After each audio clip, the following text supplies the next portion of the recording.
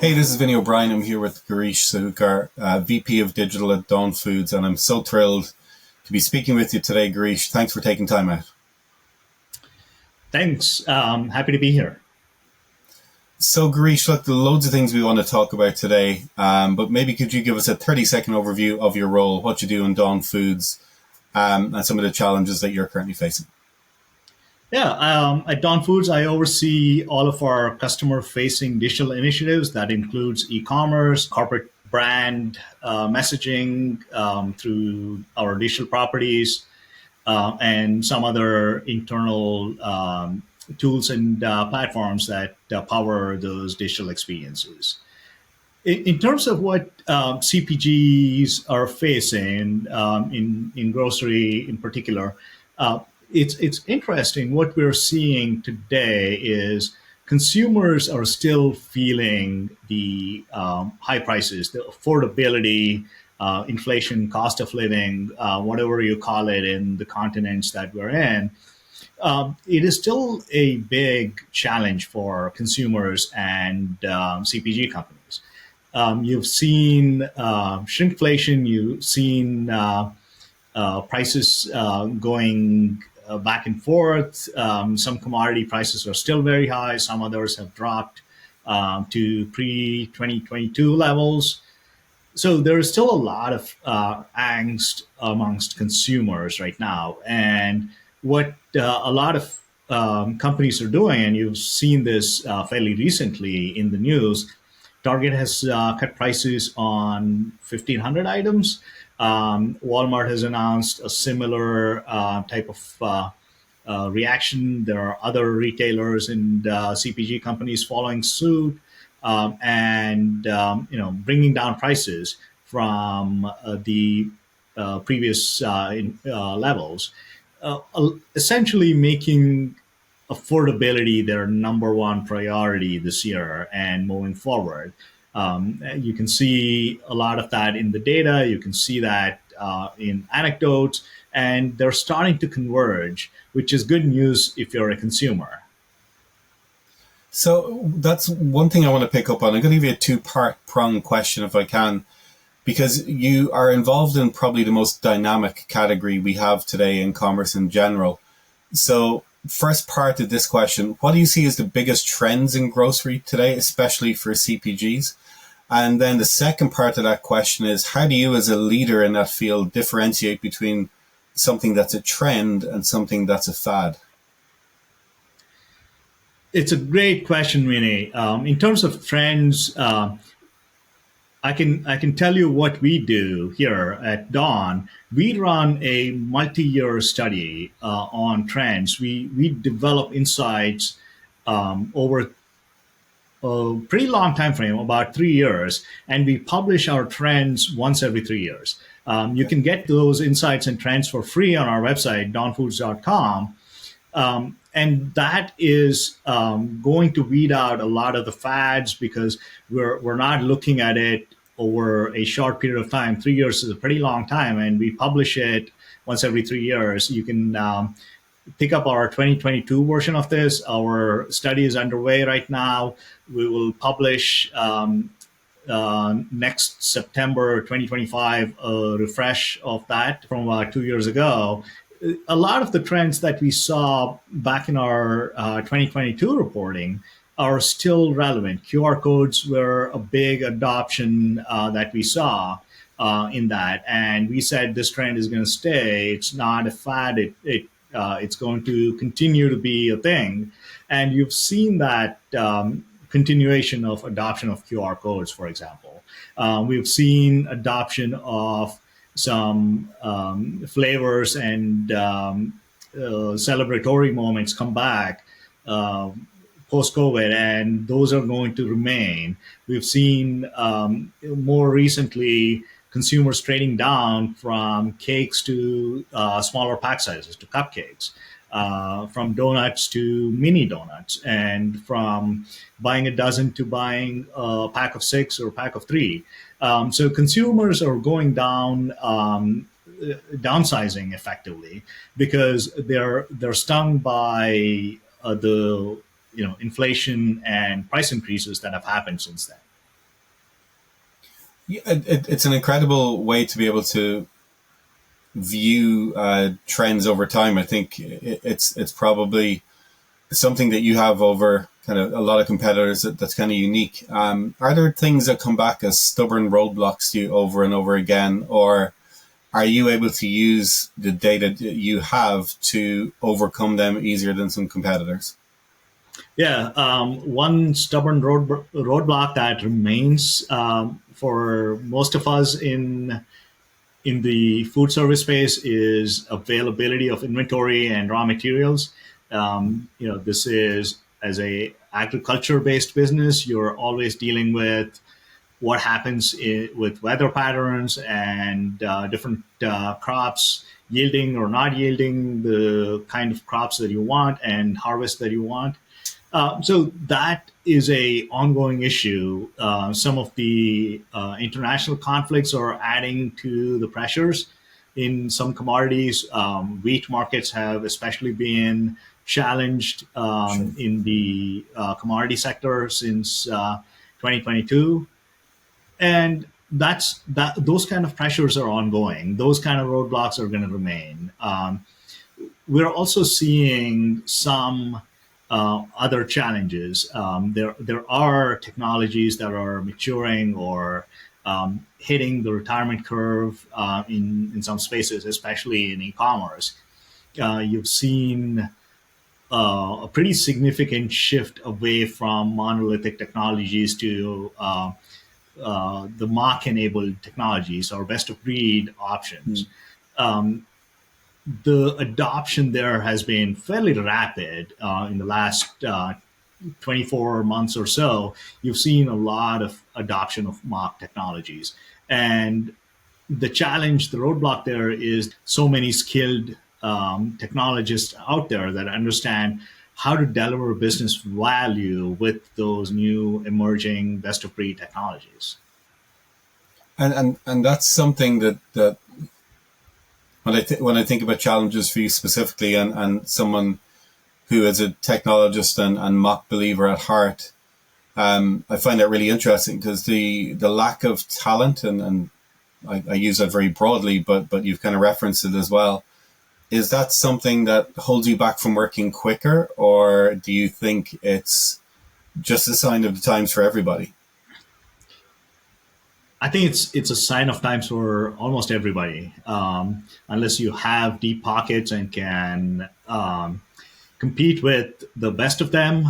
We compete for the same talent in the same market as big tech: Apple, Facebook, Amazon, Google, Microsoft, Oracle, Salesforce. They're all in our backyard. We compete for the same talent as those guys. We're not able to compete at the compensation packages as those companies do. So we have to get creative. We have to go find niches and areas and the kind of places that those companies don't look for talent in. So we do a lot of things to get our name out in the market we are in the geography we're in, to compete for talent and to go find the best talent that we can afford in our markets. And then I'm assuming, or maybe that's foolish of me, but you then have got to be smarter about how you deploy technologies or come up with strategies for overcoming roadblocks on areas such as customer engagement. What's your approach to these kind of issues? The technology is somewhat of the easy part, right? Technology comes last usually. You have to worry about people, that is talent, that is customer experience, that is making sure you can put the best frictionless experiences in front of your customers. That's always goal number one. You want to make sure your processes are aligned to get the best out of your people and your technologies. So you can have the best technology and the best people, but if you have really complicated processes, you're not going to do well. your processes are going to hinder you. So you've got to reimagine as you leverage these new tools, new technologies. And that's something we do pretty much on a daily basis. We question the process we have and ask, is this the right process for us to have? Or should we be thinking about different processes? Should we be thinking about reimagining the process to make it simpler and then go digitize that new process rather than taking what we've done for 100 years and digitizing that? So we challenge ourselves on that front constantly, and that enables us to get better customer engagement. So it's customer focused, business led, and then tech enabled. I kind of like that sequence that you've put together for us. You've got to be customer centric. Yeah, for sure. Yeah, it all starts there. I mean, everything else is secondary. I think then you make the business case, which is the point I was making, and then you're tech enabled to finalize all of that. And that's a common thread I see, I think, with people probably at your level, and it's a common way of thinking. It doesn't filter down into other categories or organizations just as well. There's a lot of content being produced on a daily basis within our industry, and there's a lot of events. I mean, all you have to do is go on LinkedIn. You'll see something every day of the week, depending on what part of the world you're in. But what do you think is not being talked about enough in the world of grocery retail today? Oh, this is always fun. When you think about what's being talked about and what's happened, especially in grocery, there's been a lot of the rise of DoorDash and Instacart through COVID and the rapid adoption of these quick delivery services. What's not being talked about is the customer experience in store. I don't know the last time you walked into a Whole Foods or one of these grocery stores. It makes you feel like you're shopping in between the aisles of a pick pack and box kind of warehouse location. Yeah. You've lost the experience that you used to have walking through the aisles of a grocery store, discovering items, because you're constantly being bumped up by somebody who's filling up their online orders. That experience is actually degrading for in-store experiences. And let's be real, 85% of grocery commerce is still offline, is still in person, in store. You cannot really start to talk about how your e-commerce is doing and forget about the 85% experience. And that experience needs to improve and get better. That's from a shopper perspective. That's goal number one. If you're a traditional retailer, the second thing that has somewhat not penetrated is, a lot of these grocery chains have built their digital initiatives and commerce on third-party platforms, on rented space and rented land. At some point, those fees are going to become outsized enough where they will start to move away from third-party platforms onto their own first-party owned ecosystems. Mm-hmm. You are already seeing some of that happen in some spaces, in some regions and some geographies within the U.S. As well. So I'm fascinated how that will take shape in the coming years. I don't see a lot of discussion about that happening. It's interesting because as you talk about it, one of the things that occurs to me is in the online world or in the e-commerce world, we struggle with experience and trying to get that better. But in the physical world, we have decided that the tenets of e-commerce are what we want to put in front of people, which is convenience and price, and we forget about experience. So there's this dichotomy that's occurring because we've got this disparate view of maybe the business is trying to achieve something without thinking about the customer. But it's really interesting kind of to hear you talk through the scenarios. And then in terms of successes and some of the areas that you at Dawn have found to be working for you, can you share some of those areas around maybe pricing and brand relations that you have with customers and some of the things that you feel you're getting really right at this moment in time? We're the kind of competitor in the marketplace that offers superior quality and superior services surrounding our products. The combination of our people, of our products, and our services is what wins in the marketplace for us. We've got loyal customers. We've got sky high customer satisfaction. We've got Mm-hmm. pretty high return rates in terms of customers coming back to us to do business with us on a ongoing basis. They're in the high nines for us. Right. That's what you want to see. In terms of pricing, our customers are not really negotiating on pricing. They know that we deliver superior quality product and a superior service compared to our competitors, and that is what keeps them with Dawn, because the quality of the product matters, right? For sure. You want to when you're buying cakes, you don't want a dry uh, cake. You want a really spongy, moist cake.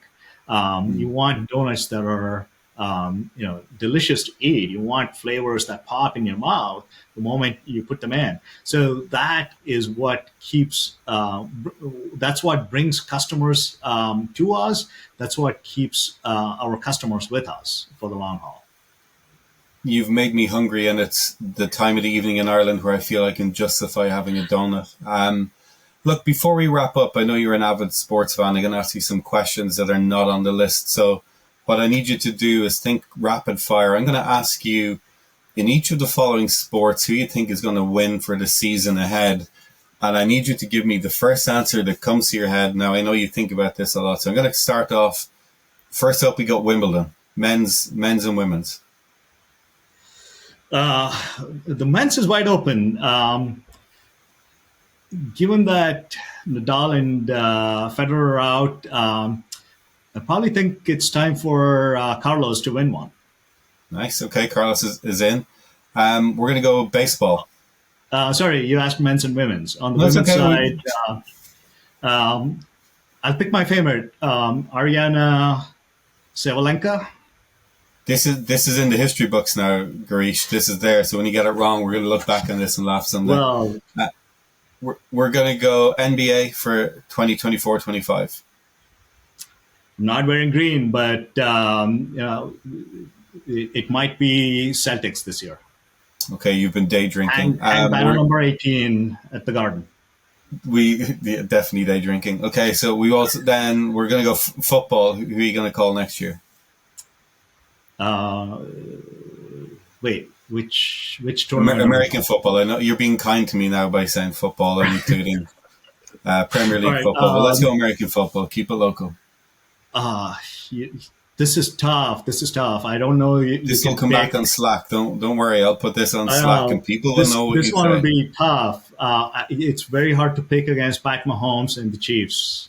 They're in their prime. I'm gonna inscribe that on Slack for you now. That's going to be your description. But thank you so much for having a bit of fun at the end. And look, for the purposes of the video here as well, Gireesh, thank you so much for sharing so generously with us your time, your insight. I always learn something every time I get a message or a Slack or listen to you speak. It's always something that is a school day for me. So very much appreciated. And we're so happy to share it with the rest of our community here as well. Thanks for having me, guys. Appreciate you guys having me on the show and asking me for my insights.